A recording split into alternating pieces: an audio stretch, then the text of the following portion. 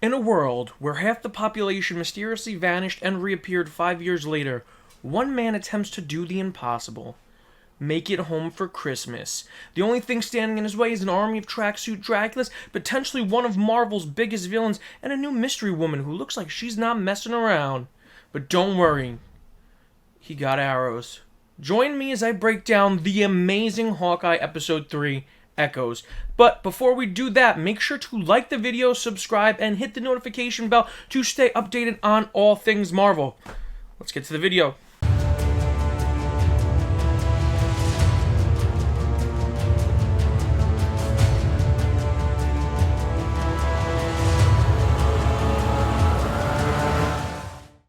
The episode begins in the year 2007 as we see it spelled out in the Matt Fraction David Aja Hawkeye lettering. We're in a classroom with the young Maya Lopez. The perspective of the scene shifts to hers as the sound drowns out and we are met with silence. Maya Lopez is of course Echo, a character from Marvel Comics of Native American descent who is also deaf.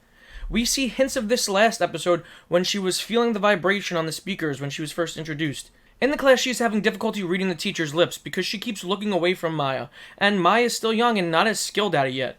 You can see she is visibly a little frustrated because she is in a regular class instead of one that caters to her learning needs, which informs a lot of her opinions later on in life that we see in this episode. When the teacher goes to check on Maya, she is shocked to see that Maya has already correctly completed the lesson, which is a hint towards her ability of seeing things and being able to understand them quickly and mimic them. We cut to a scene with Maya and her father doing shadow puppet animals. Shadow puppet animals were one of the many ways Maya chose to express herself during her performance art piece Echo in the Daredevil comics that she first appeared in. Now, her father in the credits is listed as William Lopez, where in the comics he goes by Willie Crazy Horse Lincoln. It is possible he still goes by the name Crazy Horse, but we don't see the name mentioned in the episode at all. On his neck we see he has a tattoo of a sun, which Echo uses as a logo of sorts in the comic, and it later appears on the jacket that Maya wears in the present day. Maya asks if dragons are real, to which her father replies maybe they are, but they live in a different world, that if they learn to come into our world, they would be much stronger. Which is not only a little sentimental statement for Maya, but also a nod to Shang-Chi, because we see a literal dragon in that movie. So they are real in the MCU, and they do in fact come from a different world of sorts. Maya says she thought she would be going to a school for girls like her, that her father said they had the money for it. This lack of funding perhaps leads to her father's life of crime, which he pursues to give his disabled daughter a better life. Maya's father then tells her that she must learn to jump between two worlds by watching, which is a direct reference to her powers of mimicry, which we see used in the very next scene. She is now in a karate class as a fresh white belt, but is able to perfectly mimic a larger, more experienced student's counter after only seeing it performed once. But before this happens, we see the yellow belt notice Maya's missing leg and disregard her as a waste of time, which I'm sure further adds to the chip on her shoulder. We can see that this lesson is taking place at the Brooklyn Karate Academy, with Brooklyn being the territory of the tracksuit Draculas in Marvel Comics. Her father has to leave the lesson. Now we see William in a full red tracksuit, the trademark of the tracksuit mafia, and that her uncle would take her home. We see this uncle come into frame partially as he puts his hand on Maya's face and they both smile. Now it's pretty obvious that this is going to be the Kingpin, right?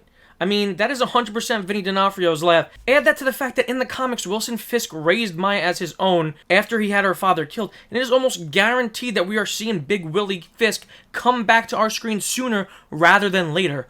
Plus, we can add in the fact that I believe the cufflinks we see him wear are similar, if not the same cufflinks, that we see the character wear in the Daredevil series. We see Maya sparring again as an adult in an MMA boxing gym, and you can see her anticipate her opponent's moves by picking up on minute movements. Once again, using her ability to watch and think quickly to dominate a situation. The MCU Maya may even be more skilled of a fighter than her comics counterpart, having a bit more of an edge to her. She heads to her father's auto body shop called Fat Man's Auto Repair, further referencing a potential appearance from the Kingpin. But as she heads to the door, she notices a commotion. Ronan is inside and he's taking out everyone in the shop. I'm glad they included this little flashback because I think we forget just how vicious Clint was during his time as Ronan. He's fast, swift, and lethal, with blood flying all over the place, and then he just jumps out of a window without missing a beat. We learn from Clint later in the episode that as Ronan, he targeted the tracksuit suppliers and then targeted their upper management.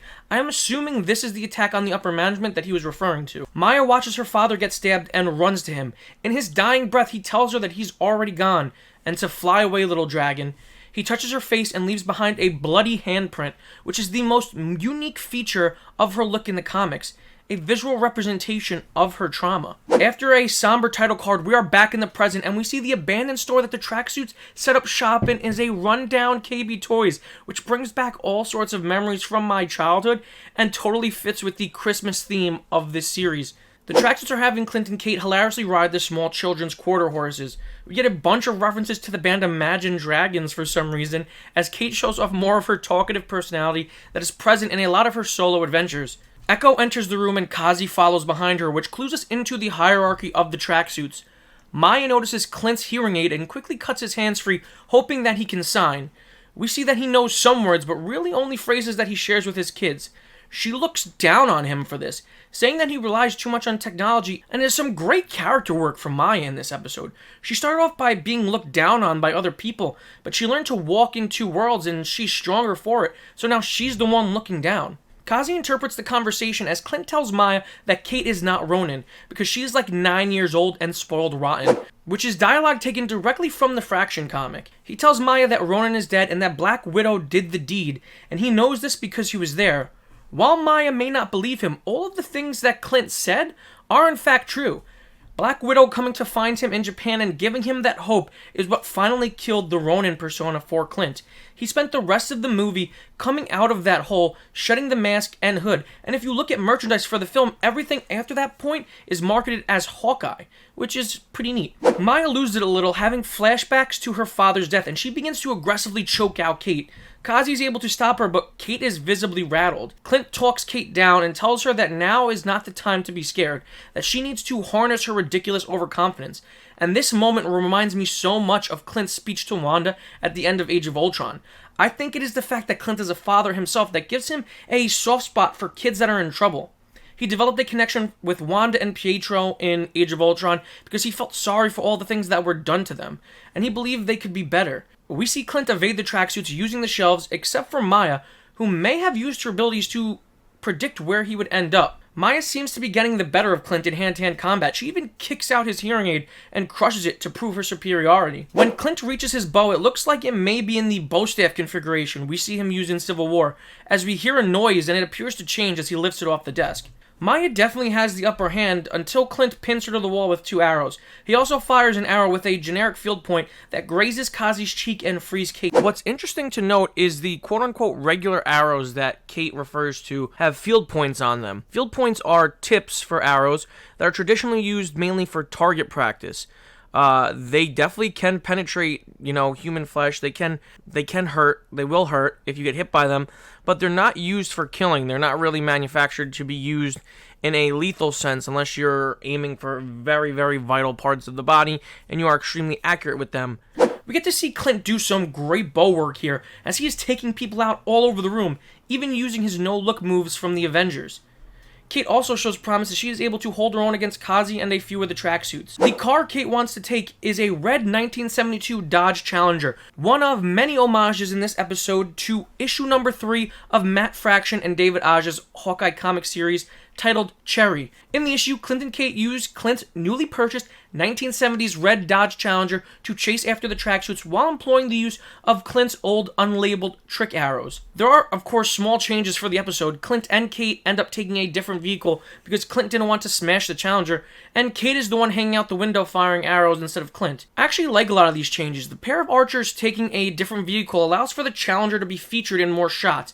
Also, Kate shooting the trick arrows plays better in the MCU, because this version of Clint would absolutely recognize each arrow, which he does as he hands them to her. His inability to hear leading to him unable to properly communicate each arrow as she takes them, which leads to the fun trick arrow shenanigans we get in the comic. Kate even mentions that he should label them, which is essentially what kicks off the action in that issue.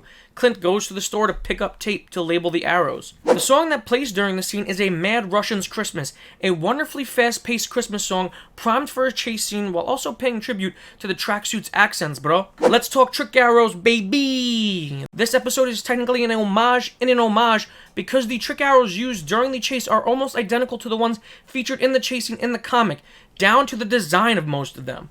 Hell, even the USB arrow gets a shout-out from Kate's LA Adventures. Matt Fraction and David Aja were inspired by the work of Elliot R. Brown, who worked for Marvel and did illustrations for the official handbook of the Marvel Universe.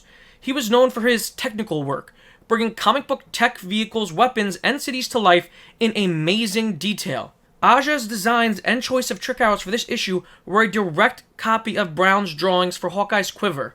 At the end of the chase, Clint hands Kate a regular arrow with a field point and tells her to aim high as he pulls out a Pym particle arrow. The color blue represents the growing version of the particle in the MCU, and that's exactly what it does, sending a giant arrow right into the back of Kazi's truck. If you look at Clint's quiver during the car chase scene, you can see the SHIELD logo is on the quiver, meaning this is probably one of his older quivers that he had stashed away from his time as an agent of SHIELD, probably before the Avengers. Back at the apartment, we hear Father Christmas by the Kinks, which is relevant to the holiday and slightly topical with its lyrics. The music fades as we are put into Clint's perspective, still deaf due to his broken hearing aid. He feels the vibrations from his phone ringing and thinks he is talking to his wife. Kate assists him with the conversation as she comes in and writes that he is talking to a little boy. It is his son Nathaniel, and during the conversation, Nate reassures his father that it's okay if he can't make it home for Christmas, that they would understand. And man, this series is engaging all the feels this episode. You can see the pain in Clint's face because he hates that this is the norm for his kids, and he wants to make right by Natasha's sacrifice by being there for his kids at all times. This episode does a fantastic job of telling us so much with small looks or expressions. The acting is top-notch all around. Trust a Bro Moving Trucks, aka the greatest name for a moving service, is being used to move their own headquarters as the abandoned KB Toys has been compromised. The tracksuits are almost finished moving, and I have to point out how weird and hilarious watching this man carry all these stuffed animals is. Like, they're all rushing to move quickly, and he decides that these things are of utter importance. Kazi wants to have a word with Maya, and they talk using ASL, because he informs us that the other tracksuits are way too dumb or lazy to pick it up. He tells Maya that going after Ronan is far too dangerous. If Uncle, aka definitely most likely Kingpin, finds out, he would not be happy. Maya pulls rank and tells him that she's in charge, with there seeming to be some serious tension between the two now. Kazi, of course, leads the tracksuits in the field in the comics and is known as the Clown. Will we see him transition to this version of himself as the show continues? Clint and Kate are outside a doctor's office in what I am assuming is Chinatown, because there are signs for the Eldridge Street Museum, and Eldridge Street is a street on the Lower East Side of Manhattan that runs through Chinatown. Kate sends a text to Clint and hits him with a sick burn. They pay a cash-only doctor, and she is able to fix Clint's hearing aid. At a diner, Kate and Clint share a bonding moment where Kate tells Clint she dreamed of being a hero, that her father was fearless, spent his whole life helping people. When she put that suit on, she thought, this is it. This is the moment I become who I'm supposed to be. Clint has gained a lot of respect for Kate and her skills as he breaks down what the hero life truly is and all you stand to lose. Clint's cynicism is met and matched by Kate's optimism as the pair continue to play so well off each other and feed into their diverging point of views of heroism. Kate draws Clint a picture of a new costume he should wear to help with his image, complete with the classic Hawkeye mask. Clint says he never wore flashy costumes because his job was to be a ghost and because he is not a role model, further going into Clint's trauma from his time as Ronin, which he is living throughout this series as the ghost of Ronin haunts him. Kate even begins to deduce that he or someone he knows is Ronin and that Clint is protecting them. Clint tells Kate she is going to have to name the dog at some point as he goes to pay the bill. Kate tries out a few names, but doesn't seem to settle on anything yet, most likely waiting for a big moment where the dog gets his comic name, Lucky. Clint tells Kate about the tracksuits. They were small, but they grew. The guy at the top will do anything to grow the operation.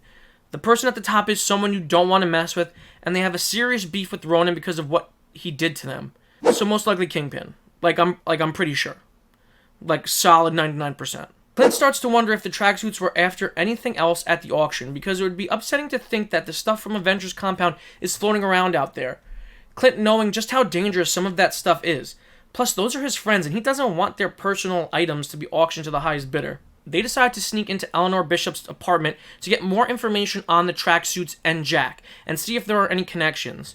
Tchaikovsky's The Nutcracker Suite Op. 71A plays, which is the perfect Christmas song for snooping. They find out that Kazi is under employment of a company called Sloan Limited.